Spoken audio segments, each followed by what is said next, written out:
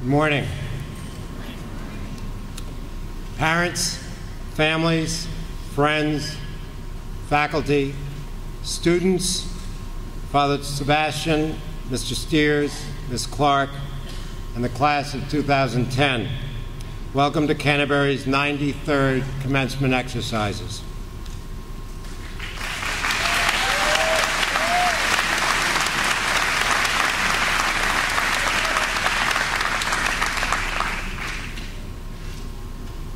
Last year, the theme for the year was centered on three words: flexibility, patience, and humor. The start of the 2008-2009 school year witnessed the commencement of the Steel Hall project. This year, the theme seems to draw us to the change that has resulted with the opening of the new Steel Hall. At the outset, I want to state that as great as the Steel Hall renovation and expansion looks, it has performed as admirably.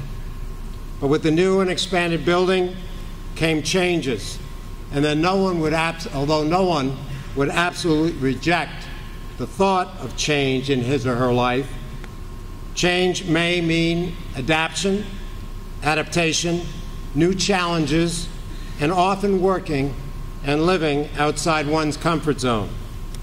That said, our community embraced the return of Thursday sit-down dinners, the use once again of the Steel Hall lecture room, not to mention the enlarged and beautiful dining room. There were even rumors that the new dining room environment made the food taste even better. The addition The addition of the Student Center has changed the way the student body interacts, and the lighter and brighter library makes studying during the day more inviting. Certainly the students, who serve as our tour guides for the admission office, appreciate the accessibility of the new admissions center as well as its beauty. And who doesn't acknowledge the changes brought about by the new entrances and main stairway of Steel Hall? No longer is entrance limited through the stairwells. All in all, Steel Hall has energized our community. We celebrate it, we use it, and we delight in it. But it's not just Steel Hall that has brought about change. I am sure we can all attest to the change in our lives this past year. I certainly can. After 15 years, I had the opportunity to once again teach Latin, having the good fortune of teaching my favorite author, Virgil, to a great group of students. I have also had to adapt to the change a chocolate lab puppy has brought to my home and my rising time in the morning. There are subtle ways in which we experience change.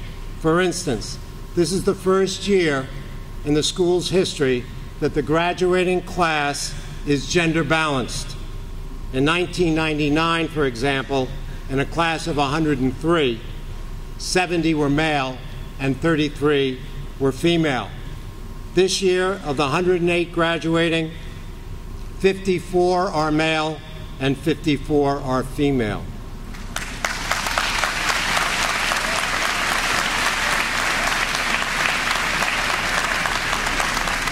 That's not all bad for the boys. Such balance may in fact have accounted for the fact that 5 girls' teams, field hockey, basketball, ice hockey, crew, and softball, qualified for New England tournaments. There is another type of change that occurs, not a change of program or facility at Canterbury, but a change brought about by the Canterbury experience. Each year, Canterbury offers opportunities to every member of our community to explore outside one's comfort zone. This leads to greater awareness of self and often the discovery of a new passion. Recently, Connor O'Rourke of the class of 2006 addressed the fifth form at their retreat. He spoke about his experience in Haiti and how it had changed his life to the point that he will be returning following the conclusion of his junior year to spend the summer helping those in need in devastated Haiti. So many others have been affected in similar ways. whether it's the discovery of an artistic or musical talent, a newfound love for a sport, or a specific course that leads to a fulfilling future. And I would even suggest that today's commencement speaker discovered her passion for art while a student at Canterbury. When I think of the diehards, I can attest to the fact that not only have they undergone physical changes, especially the boys, but in so many ways, changes that have enhanced their experiences, their relationships, their sense of self, and even their spirituality. Sixth formers, as you end this experience and look forward to the college years, embrace change and all it can offer. At times, it can be frightening and account for discomfort, but if grasped solidly and fully, it will ensure your continued growth. And who knows, maybe next year you will join Connor in Haiti or speak to a class at a retreat about your newfound passion. It has become a tradition to acknowledge faculty in a special way who have completed 30 years of service to the school with the awarding of a Canterbury diploma, thereby making them honorary members of the graduating class. This year, it is my pleasure and honor to recognize two such faculty members.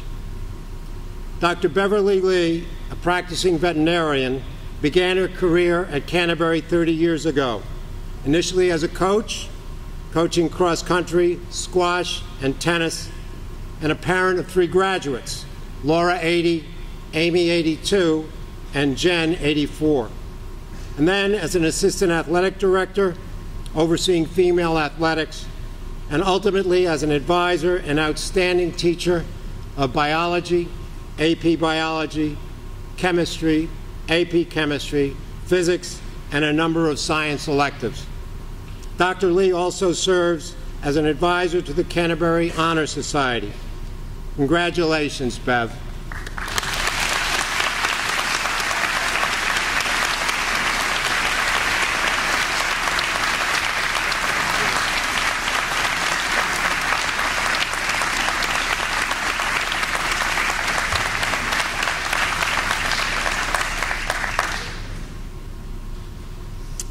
Another parent of three graduates, Ned 91, Ann 94, and Christian 99, Lou Mandler has worn many hats during her 30-year tenure.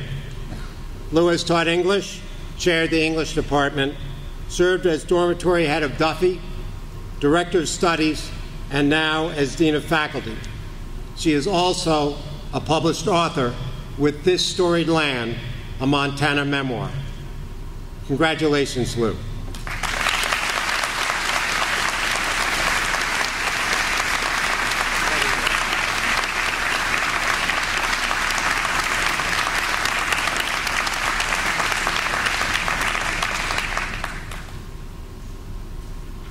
In closing, I would like to acknowledge the faculty for a job well done. You've served as role models in the classroom, on the athletic field, in the dormitories, and through your total commitment to Canterbury's mission and 5 values. Our students have been the beneficiaries of your passion for what you do. And students, especially sixth formers, thank you for making this year so rewarding and for our commitment to education so worthwhile and fulfilling. Good luck and Godspeed.